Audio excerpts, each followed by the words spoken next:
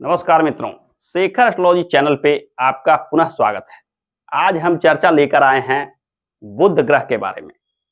आज हम जानेंगे कि जीवन में क्या वे संकेत हैं जो यह बताता है कि बुध आपके लिए शुभ प्रभाव दे रहे हैं या अशुभ प्रभाव दे रहे हैं। जन्म कुंडली में बुध की कुछ खास स्थिति होती है, वह शुभ प्रभाव देते हैं और कुछ खास स्थिति में अशुभ प्रभाव देते हैं। परंतु आज हम जानेंगे कि जीवन से जुड़े कुछ खास संकेत जिनसे सीधा सीधा यह आकलन हो सके कि बुध का प्रभाव आपके जीवन में शुभ है या अशुभ है, यानी बुध के शुभ प्रभाव में जो गुण आते हैं आप में हैं या नहीं। और साथ ही साथ हम इस वीडियो में जानेंगे कि बुध यदि अशुभ फल दे रहे हो या प्रभाव नहीं दे रहे हो तो क्या उपाय करने चाहिए जिससे कि बुध के शुभ फल को बढ़ाया जा सके और बुध के कारकत्व को प्राप्त किया जा सके जो जीवन में सफलता और उन्नति को सुनिश्चित करते। ज्योतिष शास्त्र में बुध ग्रह को वाणी, विद्या, बुद्धि, मनोमस्तिष्क यानी मन के कारक के रूप में ग्रह माना जाता है। यानी बुध ना केवल बोलने चालने की कला को नियंत्रित करता है बल्कि मन के विचार को भी नियंत्रित करता है। साथ ही साथ यह बुध मनोमस्तिष्क को यानी मानसिक शक्ति को, मानसिक कार्यों को नियंत्रित करता है। क्योंकि बुध के ज्यादातर प्रभाव मन से नियंत्रित हैं, अतः इसका हमारे जीवन पर व्यापक प्रभाव पड़ता है। ज्योतिष शास्त्र के अंतर्गत बुध को यदि देखा जाए तो जन्म कुंडली में बुध 3 नंबर यानी कि मिथुन राशि में, 6 नंबर यानी कन्या राशि में स्वगृही के माने जाते हैं। साथ ही साथ यह बुध को कन्या राशि में ही यानी 6 नंबर के ही उच्च राशि के माने जाते हैं। यदि यह बुध 12 नंबर यानी मीन राशि में हो तो इसे नीच राशि का माना जाता है। बुध का स्वगृही होना, उच्च राशि का होना या बुध का नीच राशि का होना सीधे तौर पे इसके शुभता और अशुभता को बताते हैं। यानी स्वगृही या उच्च राशि के बुध शुभ परिणाम देते हैं, वहीं नीच राशि में गए बुध अशुभ परिणाम देते हैं। बुध के साथ अशुभ ग्रहों की युति भी बुध के कारकत्व को कम कर देता है। यानी बुध के साथ राहु, केतु, शनि की स्थिति आने से आपके मनोमस्तिष्क पे कहीं ना कहीं अशुभ ग्रहों का नकारात्मक प्रभाव विशेष रूप से देखने को मिलता है। बुध के जो भी कारकत्व होते हैं या बुध जो आपके जीवन में परिणाम दे सकते हैं, उनमें यदि कमी महसूस होती हो तो यह निश्चित मानिए कि बुध आपके कुंडली में कहीं भी स्थित हो, किसी भी स्थिति में हो, परंतु यदि बुध के शुभ परिणाम आपको देखने को नहीं मिल रहे हैं तो निश्चित मानिए कि बुध कहीं ना कहीं पीड़ित हो गए हैं, कहीं ना कहीं निर्बल हो गए हैं। बुध के मुख्य लक्षण क्या होते हैं, आइए एक एक कर जानते हैं। सबसे पहली बात कि बुध यात्रा को भी नियंत्रित करता है। यदि आप अपने जीवन में देखते हैं कि यात्रा के लिए आप उत्सुक रहते हैं, यानी जहां कहीं भी यात्रा की बात आती हो वहां तुरंत तैयार हो जाते हैं, निकल लेते हैं, या घर में बैठकर आनंद लेना चाहते हैं, घर में रहकर कुछ पुस्तकें पढ़कर, टीवी इत्यादि देखकर आनंद उठाना चाहते हैं, तो यह निश्चित मानिए कि यात्रा में रुचि अगर ज्यादा है तो बुध को अच्छा मानिए।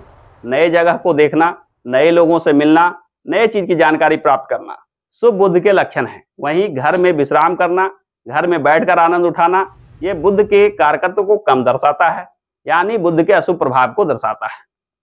दूसरा चीज है नए लोगों से घुलना मिलना, बातचीत करना इत्यादि चीजों में आप क्या स्थिति रखते हैं। यानी नए लोगों को देखते के साथ उनके साथ घुल मिल जाते हैं, अपने जीवन से जुड़े बातों को उनके साथ शेयर करते हैं, बातचीत करते हैं, या नए लोगों को देखकर आपको संकोच हो जाता है, आप अपने मन के भावनाओं को प्रकट नहीं कर पाते, अच्छा से बातचीत नहीं कर पाते, सिर्फ कुछ खास प्रश्नों को पूछने पर ही उसका उत्तर दे पाते हैं, तो यह निश्चित मानिए कि बुध आपके पीड़ित हो रहे हैं, निर्बल हो रहे हैं। यानी बोलने चालने की कला में कमी महसूस हो, नए लोगों के साथ अपना बात रखने में संकोच महसूस होता हो, तो यह निश्चित मानिए कि बुध के शुभ प्रभाव में कमी आ रही है। यानी बुध के अशुभ प्रभाव के वजह से ही आप संकोची स्वभाव के हो जाते हैं, अंतर्मुखी स्वभाव के हो जाते हैं, बोलने चालने के जो गुण होता है उसमें कमी महसूस करते हैं। तीसरा एक महत्वपूर्ण लक्षण होता है कार्यों को लेकर आपकी रुचि क्या है? क्या आप एक कार्य को चुनकर उसमें लंबे अवधि तक लगे रहते हैं? उस कार्य का जब तक परिणाम उत्पन्न ना हो तब तक उस कार्य को करते हैं, या एक साथ अनेक कार्यों को शुरू कर देते हैं परंतु किसी काम को अंजाम तक पहुंचाने से पूर्व ही नया काम शुरू करने में रुचि लेते हैं? यानी एक साथ अनेक कार्यों में पड़ तो जाते हैं परंतु उसके परिणाम के लेकर आप स्थिर बुद्धि नहीं रखते हैं, यानी लंबे अवधि तक लगकर उस कार्य को नहीं करते हैं।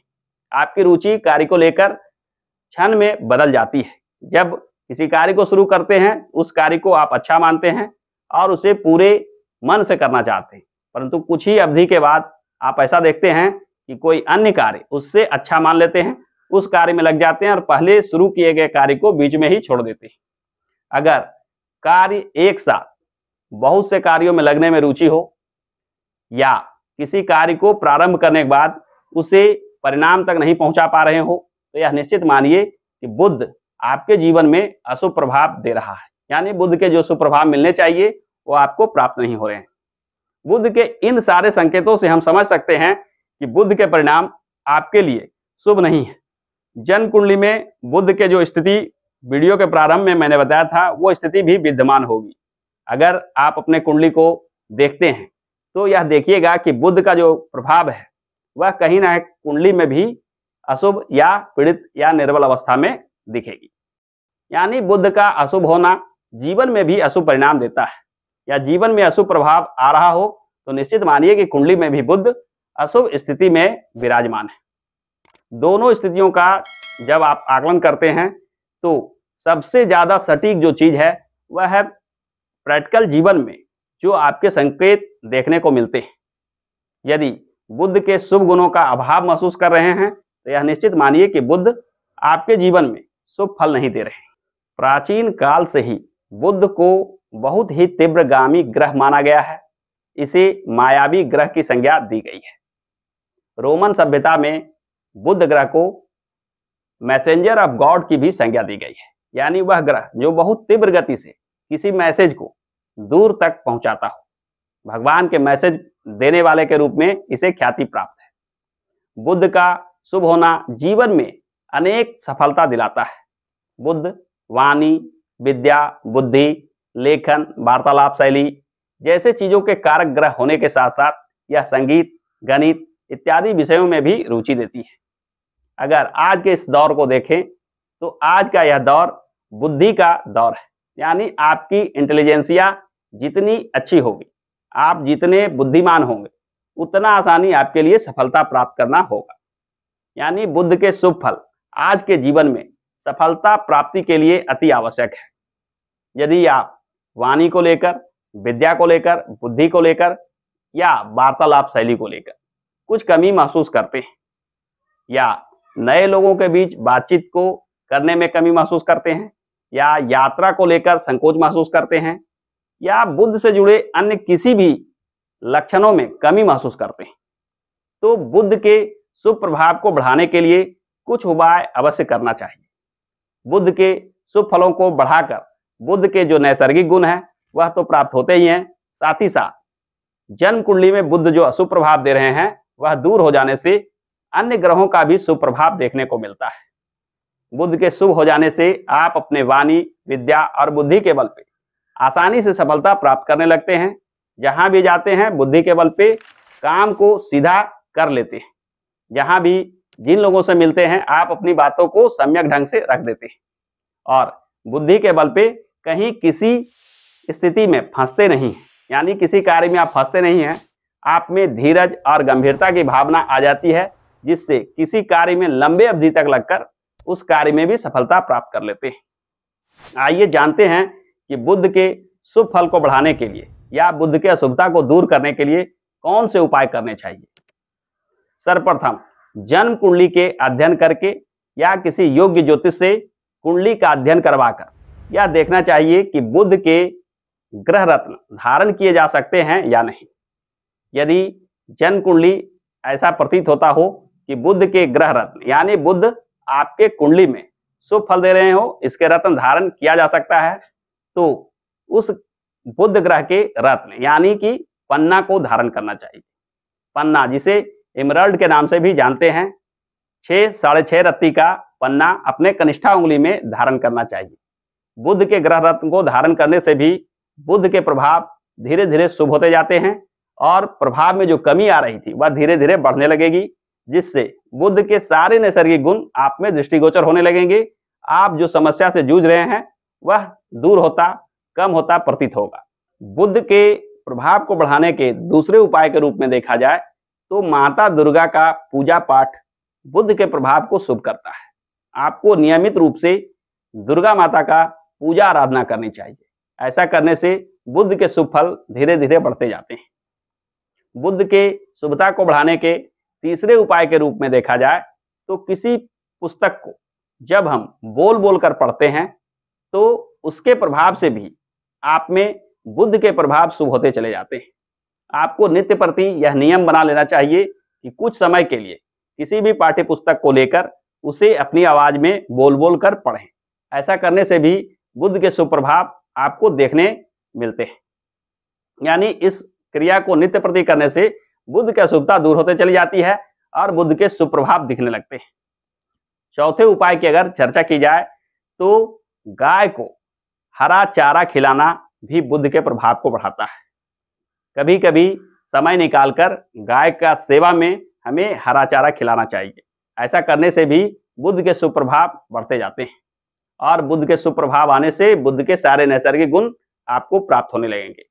इसके प्रभाव से आप जीवन में आसानी से तरक्की और सफलता प्राप्त करने लगेंगे। बुध के शुभ प्रभाव को बढ़ाने के लिए एक विशेष उपाय की चर्चा मैं करूंगा।